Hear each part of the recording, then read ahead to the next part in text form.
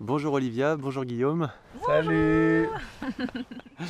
Alors j'aimerais que vous me parliez un petit peu de votre projet. Le projet, c'est un projet qui était à la base une idée d'Olivia quand même. D'accord, Donc peut-être que tu vas en parler. Alors, on est parti, en fait, on a pour projet de partir jusqu'en Inde à pied, d'accord, donc de Paris jusqu'en Inde à pied. Donc ça, c'était une idée que j'ai eue, je sais pas, il y a 2 ans, j'ai eu envie de partir à pied ok, jusqu'en Inde. Sauf qu'entre-temps, moi, je voulais partir avec un cheval, toute seule, un peu comme une ermite dans la forêt, etc. Et en fait, le projet a évolué quand j'ai rencontré Guillaume. Et on a créé ensemble un projet qui s'appelle Step by Step, ok. dans lequel on a intégré l'envie de faire des documentaires et d'aller à la rencontre des gens. Alors quel genre justement? Quel genre de personnes? Ouais, Moi j'ai envie d'aller à la rencontre d'agriculteurs, de personnes en rapport avec le monde du vin, de Mhm. personnes en rapport avec la philosophie aussi au niveau de l'agriculture. Et très bien. puis finalement le projet d'Olivia me plaît aussi parce que je pense qu'il y a plein de gens qui vont être où il va y avoir des connexions entre toutes ces personnes et Tout à du fait. coup le projet plus d'Olivia mais qui est en fait aussi notre projet, Mhm. c'est d'aller à la rencontre de chamans, d'aller à la rencontre de personnes qui sont en lien avec les médecines alternatives. D'accord. Et notre but c'est d'aller à la rencontre de tous ces gens-là, puis sûrement de faire 1, 2, 3, 4 documentaires, on sait pas en fait. Ah ouais, Bon, déjà 2 documentaires, je pense. On part sur 2 documentaires. Un sur l'agroécologie, donc qui ok, intéresse plus Guillaume. tout à fait. Donc l'idée, c'est de partir de son expérience de vigneron et de l'expérience qu'il a eue dans son premier film La Clé des terroirs, et d'aller plus loin, c'est-à-dire d'élargir, de plus rester dans le champ donc de la vigne et du vin, d'élargir au reste de l'agriculture, Mhm. une agriculture qui nourrit l'homme aussi. Ok, Donc tout ce qui sera agroécologie dans les céréales, pour les maraîchers, les produits laitiers, les animaux, enfin l'élevage, etc. d'accord. Donc d'élargir vraiment. Et en même temps, donc il y a ce voyage à pied donc de cette personne qui est vigneron et qui repart aux sources du vin, la Géorgie. Mhm.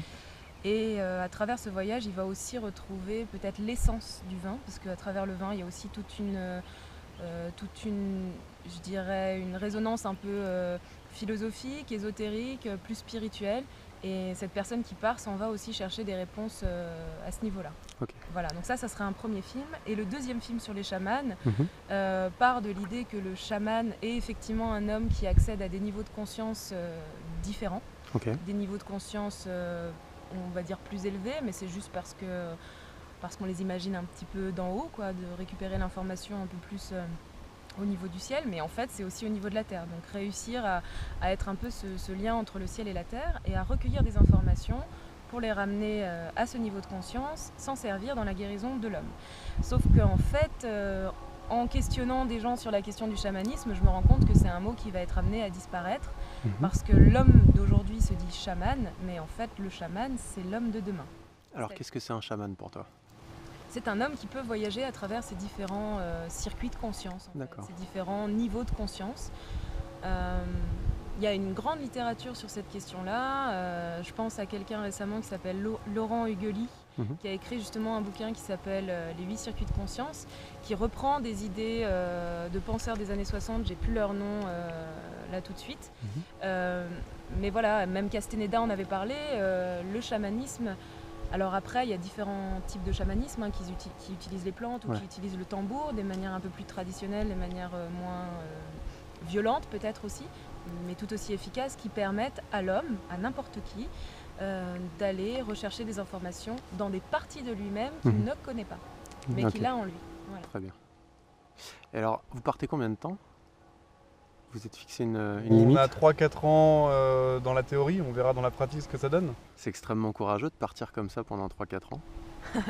Après je pense on va pas trop faire autre chose. Donc, Qu'est-ce qui fait que vous avez osé franchir le cap en fait?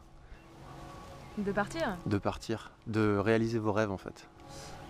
ça fait un moment, moi j'ai envie de dire que je réalise mes rêves. Uh-huh. Enfin, il y a eu plusieurs. Enfin, c'est pas le premier voyage, ce sera sûrement pas le dernier. D'accord. Ça fait un moment que je suis piqué, je pense que pour Olivia c'est pareil.